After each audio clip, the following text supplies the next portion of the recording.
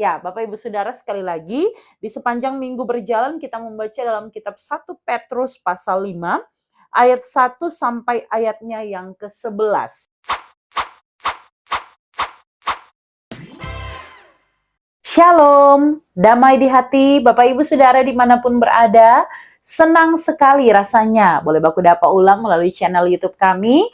Di tempat ini saya tentunya dengan hati yang rindu mau membagikan kebenaran firman Tuhan.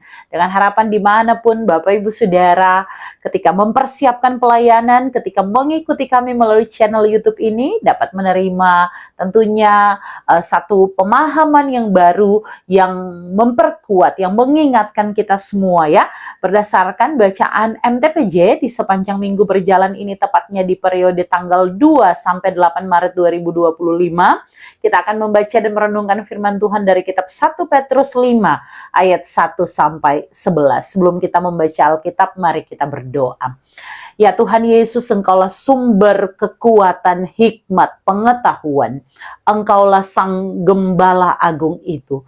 Kami bersyukur Tuhan, karena Engkau menuntun dan menyertai kami sampai hari ini. Terima kasih untuk setiap cinta kasih Tuhan, untuk keselamatan yang Engkau kerjakan satu kali untuk selama-lamanya. Ketika Engkau mau jadi sama seperti kami manusia, Engkau mengambil rupa seorang hamba untuk dapat menebus kami, untuk dapat menyucikan kami dengan darah-Mu yang mahal. Kami bersyukur Tuhan, karena kami boleh mengenal Engkau, bahkan menerima kepastian keselamatan di dalam nama-Mu.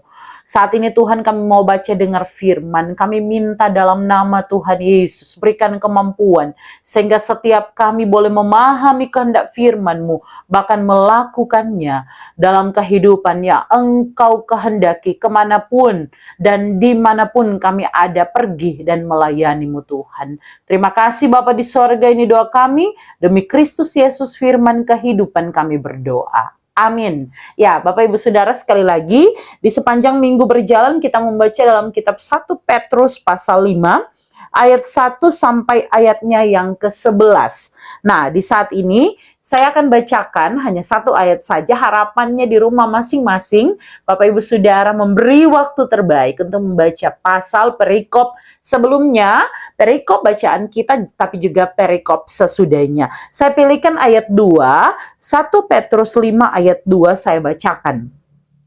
Gembalakanlah kawanan domba Allah yang ada padamu, jangan dengan paksa, tetapi dengan sukarela sesuai dengan kehendak Allah, dan jangan karena mau mencari keuntungan, tetapi dengan pengabdian diri. Ya, demikian dari terjemahan Alkitab terjemahan baru 2, kita membaca bagian ini ya. Sekali lagi, harapannya di rumah kita sudah membaca keseluruhannya. 1 Petrus 5 ayat 1 sampai 11. Yang di sepanjang minggu berjalan ini oleh Sinode Gereja Masehi Injili di Minahasa, kita merenungkan satu tema, hendaklah gembala menjadi teladan bagi kawanan domba. Nah, Bapak Ibu Saudara, kalau berbicara kitab 1 Petrus, maka kita masuk dalam satu dari 8 bagian-bagian kitab surat umum yang ada dalam kitab perjanjian baru.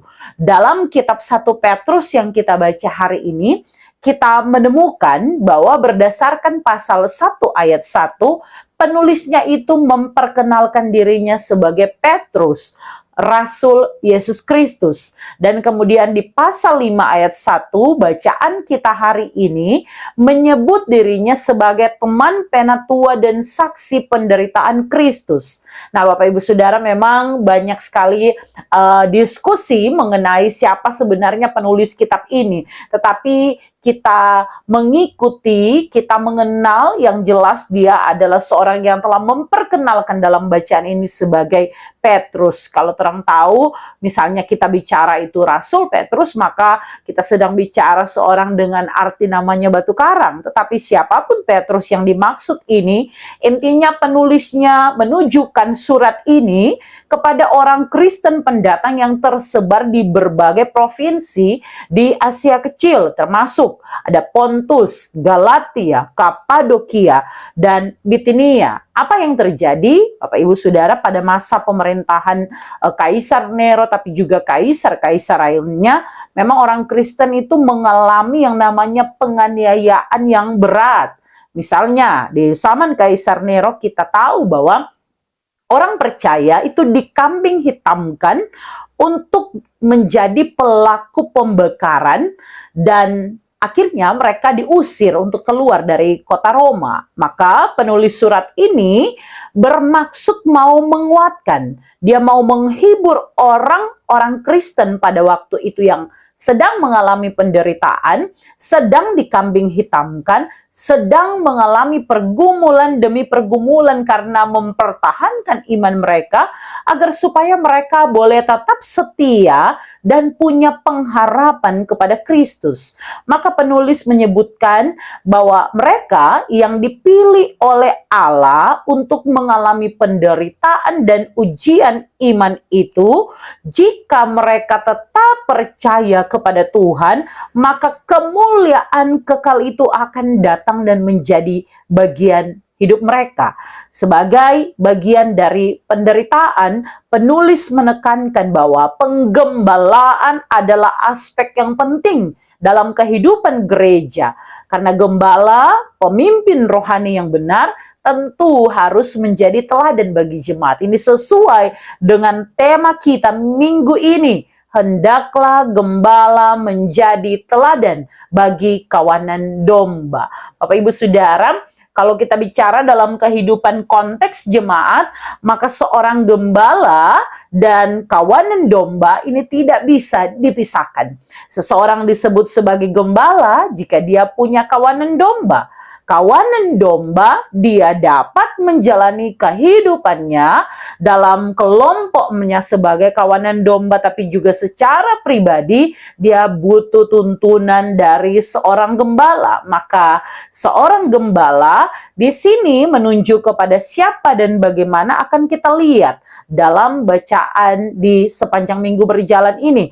Karena kalau kita bacaan kita ini mengandung sebuah nasihat, sebuah petunjuk bagi para penatua atau para penilik jemaat. Dalam bahasa Yunani kita menemukan kata presbiteros yang artinya seorang yang dituakan.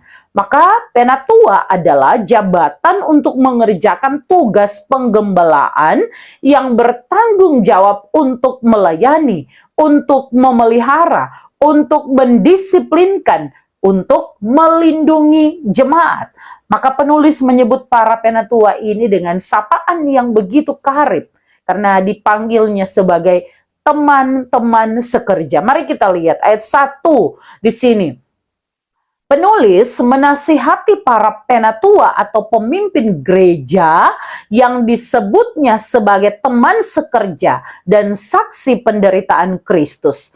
Ini menegaskan bahwa penulis berbicara dari sebuah pengalaman imannya dengan Tuhan. Dia berbicara dengan otoritas yang didapatkannya melalui sebuah perjalanan iman yang membawa dia menjadi saksi penderitaan Kristus, dan juga yang akan mendapat bagian dalam kemuliaan yang akan dinyatakan. Sebuah pengharapan imannya kepada kemuliaan yang hanya dikerjakan oleh Tuhan Yesus Kristus. Selanjutnya di ayat 2-3, seperti yang saya bacakan tadi, Bapak Ibu Saudara, kalau kita perhatikan para penatua di sini diminta untuk dapat menggembalakan kawanan domba Allah dengan sukarela, bukan dengan paksa, dengan penuh pengabdian, sesuai dengan kehendak Allah, dan bukan untuk mencari keuntungan pribadi. Artinya bukan untuk mendapatkan kekuasaan, mendapatkan popularitas pribadi, tetapi sekali lagi sesuai kehendak Allah untuk dapat menjadi teladan bagi jemaat yang sedang dilayani. Tentu Bapak Ibu Saudara, tugas ini merupakan panggilan agar sebagai hamba Tuhan, para penatua itu diminta memberi diri tanpa pamrih. Jangan memerintah, tetapi sebaliknya menjadi teladan bagi kawanan domba yang dilayani.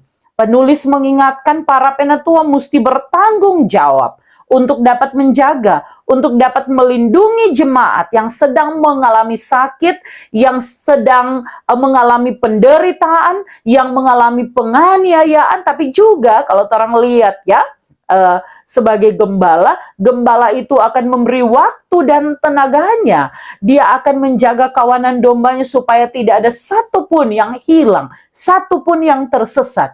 Maka luar biasa berarti sebuah nasihat, ajakan yang mau mengingatkan para penatua tentang bagaimana mereka hidup, bagaimana mereka harus memberi teladan, supaya tentu jemaat dapat melihat keteladanan iman itu dan dapat tetap memelihara imannya sekalipun mereka menghadapi pergumulan, penderitaan, tantangan dalam kehidupan. Ayat 4 Bapak Ibu Saudara.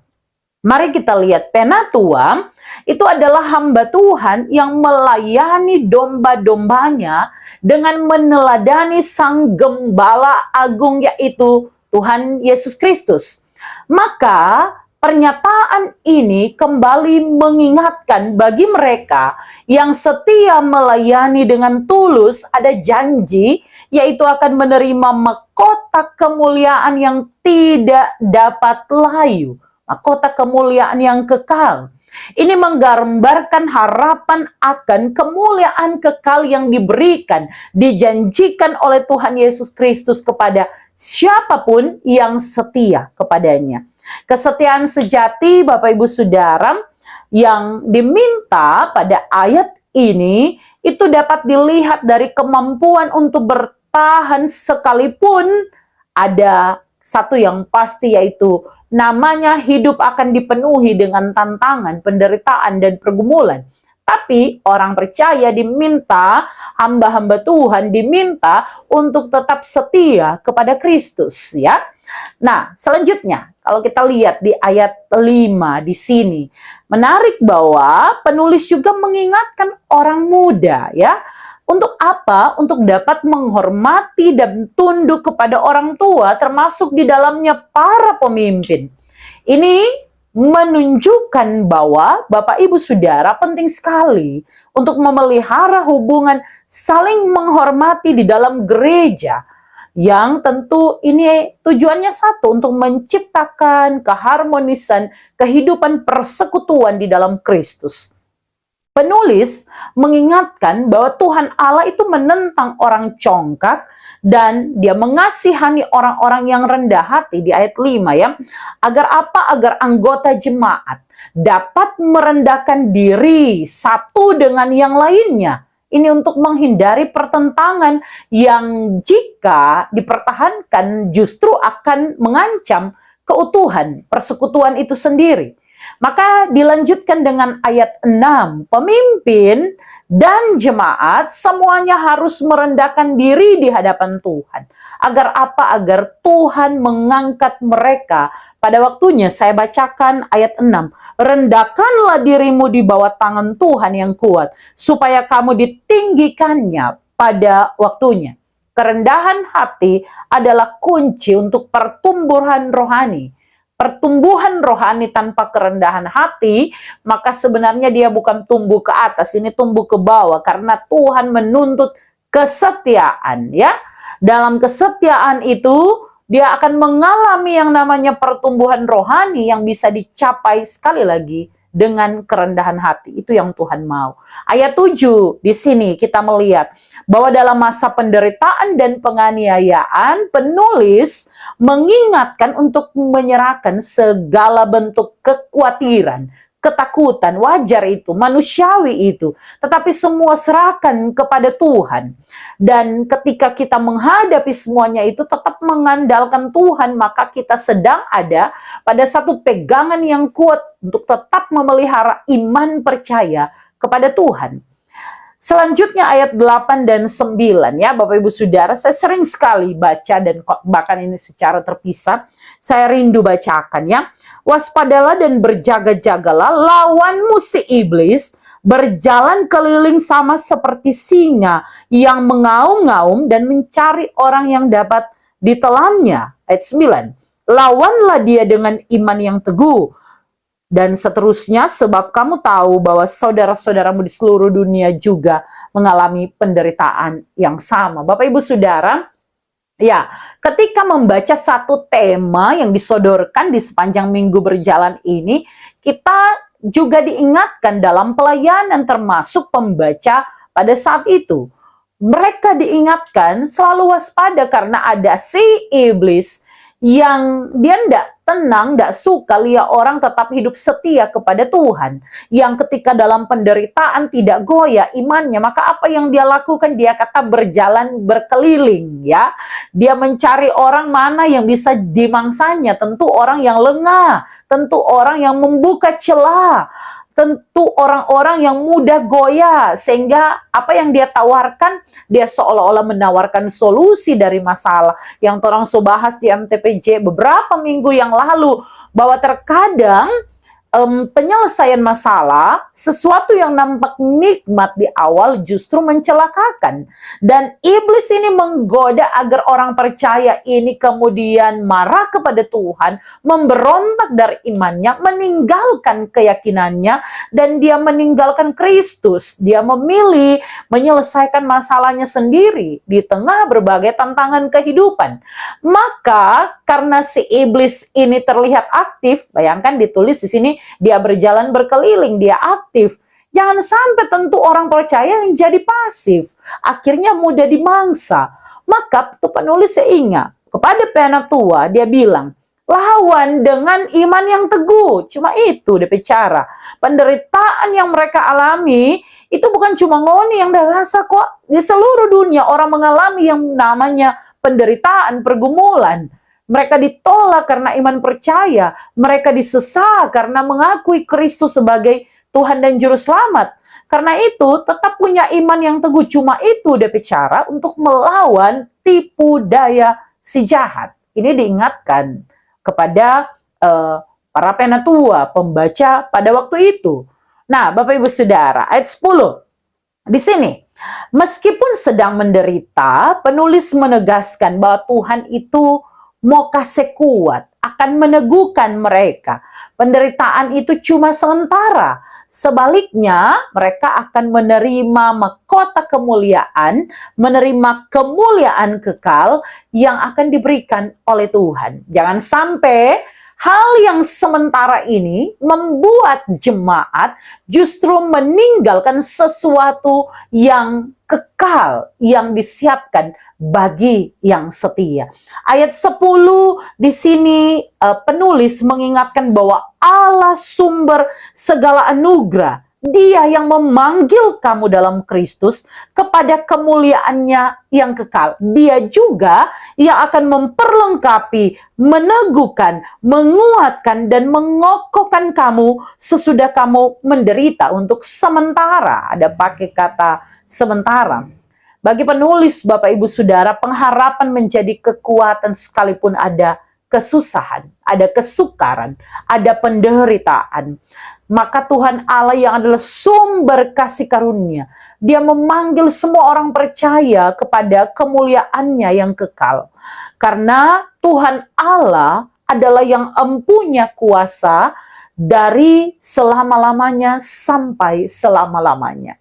Dan di ayat 11 menjadi sebuah penutup pada bagian perenungan kita di minggu berjalan ini. Berisi nasihat kepada para penatua, pembaca untuk dapat menjaga, memelihara iman, sekaligus tentu memberi teladan yang baik kepada semua orang yang dilayani dengan sebuah pengakuan. Ayat 11. Dialah huruf besar menunjuk kepada Tuhan Yesus Kristus yang punya kuasa sampai selama-lamanya. Amin. Itu yang dituliskan di ayat 11 ini. Maka apa yang disampaikan dari ayat 1 sampai ayat 10 ini ditutup lagi dengan sebuah pengakuan bahwa yang punya kuasa itu Tuhan. Ya, dari selama-lamanya sampai selama-lamanya, maka kemuliaan hanya bagi Tuhan. Kesanggupan untuk mengalahkan, melewati setiap pergumulan dan tantangan itu hanya bisa dilakukan dengan mengandalkan Kristus. Bapak Ibu Saudara, gembala menjadi teladan bagi kawanan domba sebagaimana yang torang baca di 1 Petrus 5 ayat 1 sampai 11. Di sini sebuah perenungan yang sangat menarik untuk kembali kita renungkan secara pribadi.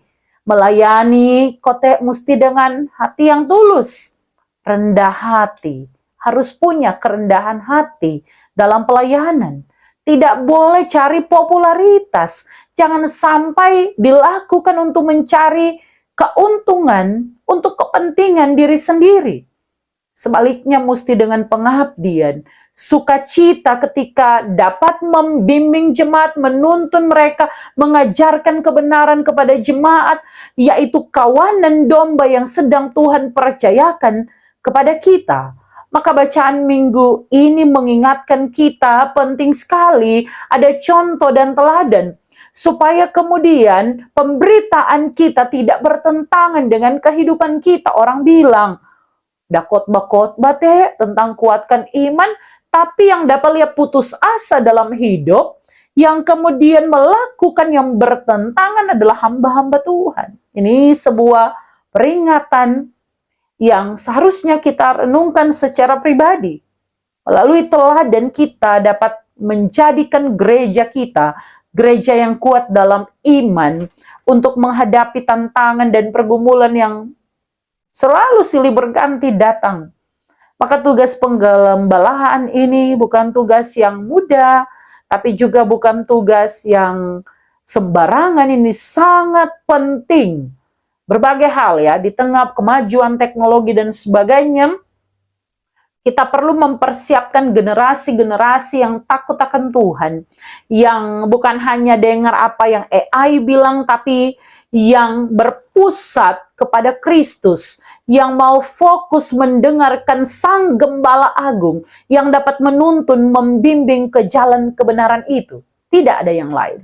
Sebagai gembala, kita dapat memberikan pengajaran firman, dapat menuntun, dapat menemani setiap kawanan domba dalam proses kehidupan yang tidak mudah ini.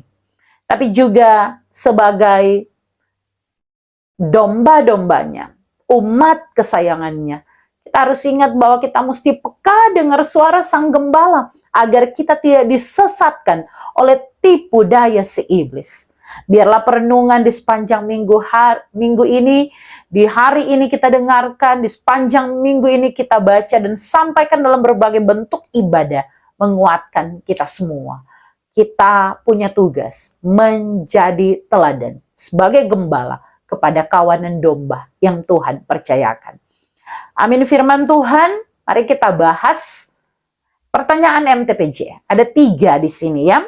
Apa pendapat Anda tentang gembala menjadi teladan bagi kawanan domba menurut 1 Petrus 5 ayat 1 sampai 11? Bapak Ibu Saudara, gembala menunjuk kepada kita yang melayani. Kalau kita baca tugas penggembalaan tadi sudah dijelaskan, tetapi kalau kita baca ini khususnya kita warga gereja Masehi Injili di Minahasa, ini tugas kita semua sebagai sidi-sidi jemaat. Kita terpanggil untuk dapat menggembalakan, mendampingi, membimbing, menuntun kawanan domba, yaitu kawanan orang percaya, untuk semakin mengenal Kristus, hidup di dalam iman kepada Kristus.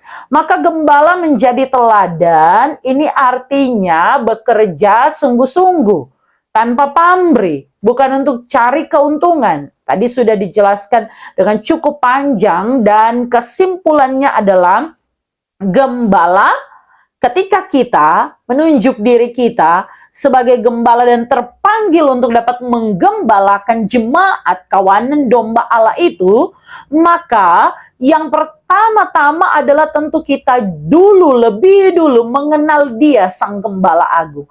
Hidup dalam panggilan ini bukan sesuatu yang sama dengan orang yang mencari popularitas dan pekerjaan melalui tugas pelayanan. Pelayanan yang kita buat adalah pelayanan untuk pengabdian, mengikuti teladan Kristus sebagai Gembala Agung.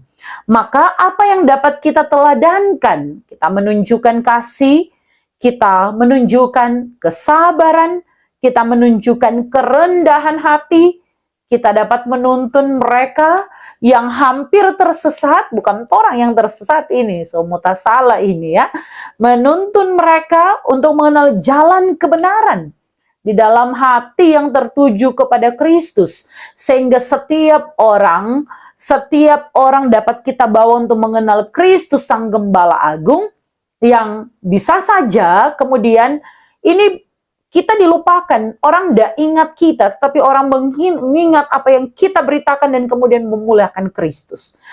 Gembala tidak hanya bertugas untuk memimpin, tetapi juga untuk menjaga, untuk membimbing, melindungi jemaat. Terlebih kalau menurut bacaan minggu ini, memberi contoh, memberi teladan, bagaimana hidup dengan mempraktikkan nilai-nilai iman Kristen, menghadirkan kerajaan Allah dalam kehidupan persekutuan, dalam kesaksian kita, dalam apapun yang kita persembahkan sebagai bentuk ungkapan syukur iman kita selaku gerejanya. Ini penting ya. Jadi kita meneladani Sang Gembala Agung menjadi teladan kepada kawanan domba. Cara atau indikator apa untuk mengukurnya? Maka apa yang kita buat itu sudah membuat para kawanan domba ini mengenal Kristus. Bagi saya, kalau sampai cuma kawanan domba ini mengenal siapa gembalanya, dalam hal ini kita yang melayani, maka sebenarnya kita sedang gagal. Tujuannya adalah supaya mereka mengenal Kristus dan hidup di dalam Kristus. Jangan sampai salah. Saya sering kali bertemu dengan orang yang begitu mengidolakan pelayan khususnya, mengidolakan pendetanya. Tapi mereka tidak memilih hidup di dalam Kristus karena masih dengan cara hidup yang lama. Ketika kehidupan kita sudah ditebus dengan darahnya yang mahal, seharusnya ini membawa sebuah kesadaran kepada kita sebagai kawanan domba Allah untuk menghidupi cara hidup sebagai manusia yang baru di dalam Kristus. Maka yang kita lakukan adalah sesuai dengan firman-Nya. Maka yang kita dapat teladankan dari para hamba Tuhan sebagai gembala-gembala yang kita jumpai, ini adalah sebuah kesaksian yang membuat kita memuliakan Sang Gembala Agung. Pertanyaan yang kedua, mengapa pelayanan penggembalaan begitu penting di keluarga, jemaat, dan masyarakat? Tentu penting ya, Bapak Ibu Saudara, karena ini adalah sebuah panggilan. Tugas penggembalaan ini begitu melekat dengan kita, apalagi sebagai hamba-hamba Tuhan, diaken, guru agama, penatua, terlebih lagi hamba Tuhan full time, para pendeta. Dalam keluarga bisa dimulai. Tugas penggembalaan dalam hal ini diambil alih oleh orang tua untuk dapat menggembalakan setiap anak-anak yang Tuhan percayakan. Orang-orang dalam rumah untuk punya iman yang benar kepada Yesus Kristus. Dapat membentuk hubungan yang sehat di antara anggota keluarga. Selanjutnya di dalam jemaat, khotbah-khotbah tidak berhenti sampai di mimbar, tapi datang ke dalam rumah-rumah jemaat. Kita datang, kita gembalakan supaya mereka makin mengenal Kristus. Kita menunjukkan kasih Kristus itu kepada mereka yang mungkin belum punya kerinduan untuk datang ke ibadah. Kita temui, kita datang, kita tanyakan apa yang mereka butuhkan, bagaimana seharusnya kita bertindakan, kita temui ketika kita datang, dan mereka ada di rumah, kita layani, kita ajak dengan kasih, secara berkesinambungan. Mungkin pertama cuma datang shalom, yang kedua datang shalom panggil ibadah, yang ketiga tunggu sampai domba ganti, dan seterusnya. Minta hikmat Tuhan untuk dapat melakukannya. Dalam masyarakat juga penting pendampingan agar supaya apa yang menjadi aturan-aturan masyarakat itu dapat dilaksanakan oleh kita warga gereja ini ya. Dan pertanyaan yang terakhir, bagaimana cara gereja membekali perangkat pelayanan untuk melakukan pelayanan penggembalaan secara holistik? Ya, pelatihan-pelatihan pasti penting, kegiatan-kegiatan perbanyak dengan pelatihan, pembekalan, pengajaran firman. Jangan sampai orang akhirnya pisahkan ya, kegiatan rohani, kegiatan non-rohani, dan kalau kita lihat kecondongannya adalah kepada pesta pora, acara-acara hari raya gerejawi, kemudian lebih banyak dengan lomba-lomba. Kita juga harus menekankan pada berbagai kegiatan yang membuat kita siap menghadapi dunia yang begitu cepat ini, ya. Bukan cuma 4.0, tapi juga ada 5.0 ya, yang kita jumpai, di mana teknologi begitu cepat, AI dengan mudah memberikan jawaban kepada anak-anak kita. Jangan sampai mereka lebih suka dengan teknologi dan tidak mau lagi beribadah, meninggalkan gereja. Kita justru harus menggembalakan gereja kita. Tetapi seperti apa kalau kita tidak membekali diri sebagai hamba-hamba Tuhan? Ketika kita kurang bisa menyiapkan khotbah-khotbah kita dengan baik, ketika kita tidak mau prepare apapun. Bagi saya, buat PPT itu hal paling mudah yang dapat dilakukan oleh seorang pengkhotbah, itu persiapan dalam berkhotbah. Bagi saya, dengan teknologi yang semakin maju, hamba-hamba Tuhan terpanggil. Kita orang mesti belajar Canva, bagaimana menyusun presentasi khotbah, supaya power DP poin yang kita sampaikan kepada jemaat yang kita layani, kawanan domba Allah itu. Dan kita terpanggil untuk membekali diri, untuk dapat memberikan jawaban-jawaban yang sesuai dengan iman Kristen, meneladankan kasih Kristus dalam kehidupan yang panjang yang Tuhan percayakan ini. Bapak Ibu Saudara, tantangannya sekarang adalah orang diminta bukan cuma menjadi teladan dalam dunia nyata, tapi juga dunia maya. Karena begitu banyak juga yang di dunia nyata dia tidak terlihat memberi teladan, tapi di dunia maya luar biasa keteladanan. Atau sebaliknya, di dunia maya masih suka bagikan yang hoax dan sebagainya, tapi di dunia nyata sudah melaksanakan tugas pelayanan dengan baik. Nah, harusnya mesti sama, di nyata dan di maya tentu. Kemudian kita juga buat sebagai hamba-hamba Tuhan, badan pekerja, pelayan khusus, mari orang biasakan. Saya coba mendisiplinkan anak-anak remaja di jemaat dengan mengajak mereka, contohnya sebagai remaja Gemim, ada program Gemar, gerakan membaca Alkitab, ada juga di sekolah minggu. Pertanyaannya tuh sekolah minggu mulai berlomba-lomba mau baca Alkitab, Kejadian sampai Wahyu atau Matius sampai Maleaki. Apakah pelayan khusus juga memprogramkan ini? Atau orang ketinggalan ketika anak-anak kita antusias, tapi justru kita seakan-akan nanti coba baca MTPJ, baca Alkitab kalau mau persiapan pelayanan. Kita tidak membangun disiplin rohani, padahal ini begitu penting hari-hari ini. Bagaimana dengan waktu saat teduh kita? Apa yang akan kita teladankan kalau kita saja masih mengandalkan kekuatan, kekuasaan, uang, harta yang kita miliki? Mari untuk tanyakan lagi bagaimana pelayanan yang dapat kita lakukan, dan mari bekali perangkat pelayanan di gereja kita masing-masing agar secara menyeluruh, bukan cuma dalam hal-hal rohani, tapi juga dalam hal-hal jasmani, skill bekerja, bertanggung jawab, mempergunakan teknologi untuk juga dapat menopang ekonomi keluarga, itu dapat dimaksimalkan. Semua tentu butuh pendampingan. Semoga gereja akan hadir, sehingga tetap ada pembinaan warga gereja dan berbagai program yang tujuannya satu, untuk dapat membuat sebagai jemaat kita hidup bertanggung jawab kepada Tuhan. Tuhan yang beri orang pekerjaan, kerja baik-baik. Tuhan yang beri orang keluarga, kita rawat baik-baik keluarga kita dalam kasih Kristus dan sebagainya. Tuhan menolong kita semua, lebih panjang. Semoga nanti bisa orang lanjutkan, boleh ikut orang juga pe konten ini ada di TikTok dan di sebagainya, nanti lihat ya di deskripsi. Dan semoga nanti Bapak Ibu Saudara juga makin berkembang ketika ada PA di jemaat masing-masing. Mari kita berdoa. Terima kasih Tuhan buat hari ini. Kami menyadari kami terbatas, tapi kami tahu kami punya Tuhan yang tidak terbatas. Berbicaralah Tuhan kepada setiap pendengar dimanapun berada. Tuhan hiburkan, Tuhan kuatkan, Tuhan perlengkapi, mempersiapkan pelayanan dengan baik untuk memuliakan nama Tuhan. Biarlah kehidupan kami terus menjadi teladan. Orang lihat kami, orang memuji dan memuliakan Tuhan. Terima kasih Bapa di sorga, ini doa kami demi Kristus Yesus Tuhan kami berdoa. Amin.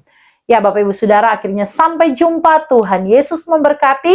Shalom, damai di hati.